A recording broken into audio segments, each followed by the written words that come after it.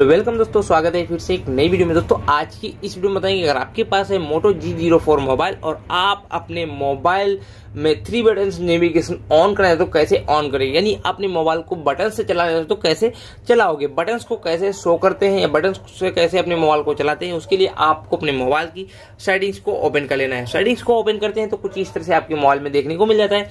आपको करना क्या, थोड़ा नीचे आपको स्क्रॉल डाउन करना है। यहाँ पे आपको एक ऑप्शन मिल जाता है गेस्चर, तो गेस्चर वाले ऑप्शन पे आपको सिंपल क्लिक कर देना है। इस पे क्लिक करते हैं तो आपको गेस्चर नेविगेशन का ऑप्शन मिलेगा।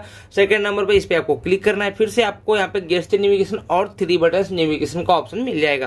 तो 3 बटन नेविगेशन पे क्लिक करना है अगर आपको बटन्स यूज करना है। तो यहाँ पे मैंने 3 बटन नेविगेशन पे क्लिक किया और हमारे मोबाइल में बटन शो हो जाता है। यहाँ से हम अपने मोबाइल में आसानी से बटन से चला सकते हैं। यहाँ पे ये देख सकते हैं बैक वाला बटन है और यहाँ से डायरेक्ट कट हो जाने वाले बटन है। तो इस तरीके से आप अपने मोबाइल में बटन्स को आसानी से चला सकते हो। तो वीडियो को लाइक और चैनल पर नए चैनल को सब्सक्राइब कर मिलते हैं किसी नई वीडियो में।